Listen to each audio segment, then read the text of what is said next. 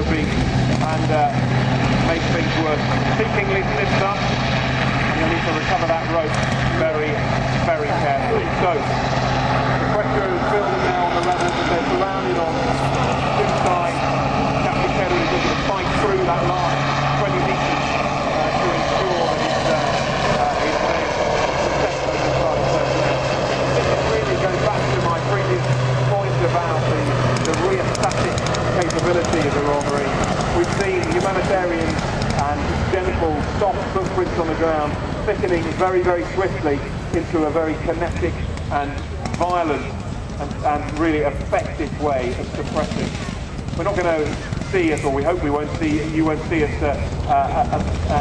attacking beaches as we did in the Second World War anymore. We are a more sophisticated and flexible force now. It is about providing the British government with a flexible, scalable and versatile force that can react.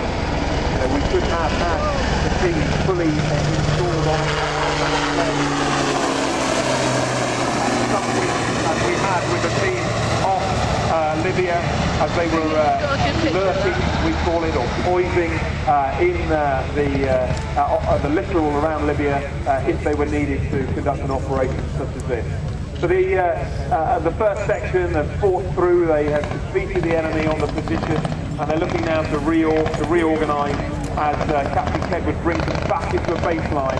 He has secured his fire team back on the Viking, and his priority now is going to be the safe extraction of the entitled personnel and his men.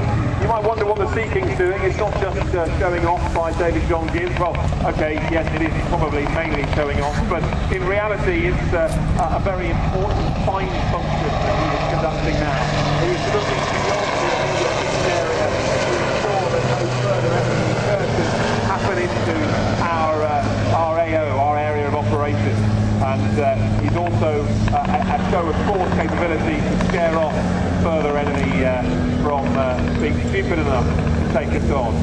So you'll see now the Viking will debuff those 8 men and she will look to extract right onto the landing craft itself. There's some action still going on out to sea.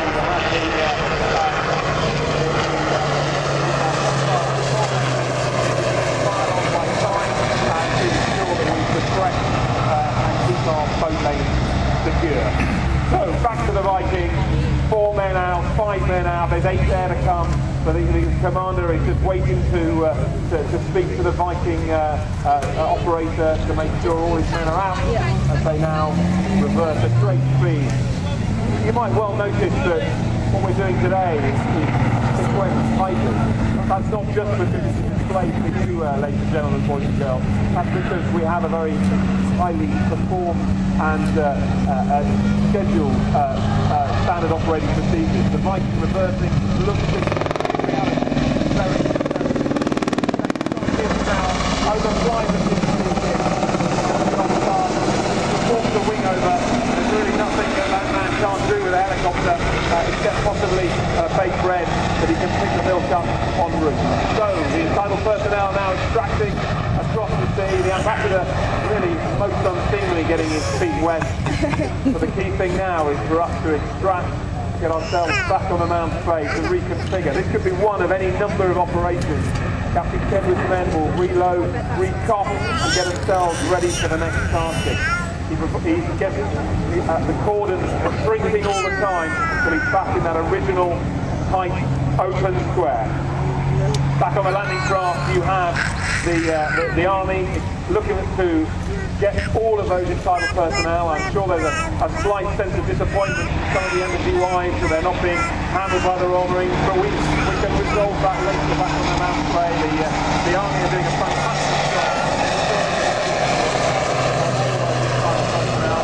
Very nice to see the ambassador being put on safely as the vehicle deck filled with the army ranks. Is that right, Freya?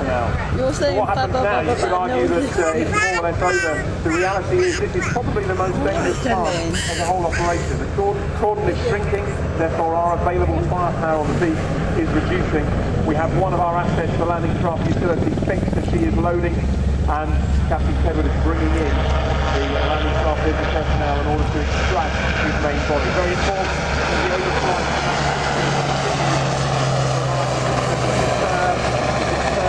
Further enemy incursion.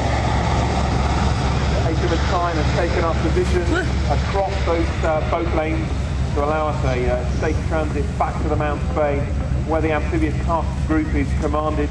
And as I said, we will almost certainly be being retasked on another operation of a similar nature. Could be further down the beach. As the first section is up, you will note that each man runs past, picks up his next man. He could tap him, he could shout at him. We don't leave anybody on the beach, and it's essential that the man next to you knows you're going. And the last man, he will come on, he'll speak to the landing craft coxswain, and he will say last man. You'll see Captain Kedward looks to pick himself and his troop HQ up. He will come up at the end of the second section with the third section to follow. Why is he not last man on? Well, he's best configured for any threat to be right bang in the middle of his troop. Overflying, 5 and 2 wings, landing craft, re-embarkation process is just covered by that remaining 6 or 7 men of that initial extraction party. They've been pretty busy boys actually. They've had the first in, they'll be the last out, and they've been on the Viking to provide that intimate fire support for the assault.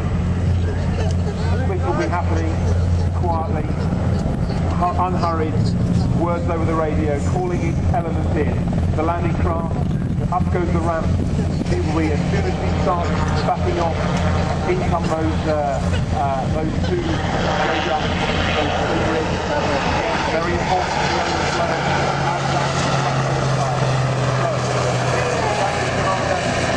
Lieutenant Buckland with his hopper from Derby. We're not going to hold that against him. This is his first amphibious exercise and has been learning all the time as he sequences that very delicate chassé through the surf.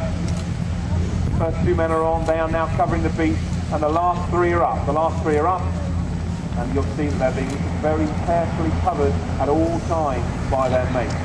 So we have the landing craft utility returning with the entitled personnel to the Mount Bay. We have no doubt a pretty excited Andy up in the commentary box as he sees the landing craft vehicle personnel starting to turn, as the last 2 vessels are of course those Zodiacs. And they're just very gently extracting. I think Mummy's got quite enough pictures in the water. Why is that? Well, it's absolutely as that picture was today. Beautiful. There could easily be a surf running, and it's essential that the Zodiac have a stable platform, or as stable as possible, to get those boys embarked. So those 2 coxswains hold their craft from the water, let the guys get in, and then they hop back in. So there'll be the last vehicle. Last vessel to extract from the beach. We'll have a further 5 past in the hover from David John Kidd. The C-King-4 really is an incredibly venerable old airframe. It's a venerable old airframe, but all her avionics are modern and they're effective, and they are absolutely what they need to take us anywhere anytime. The action down the beach.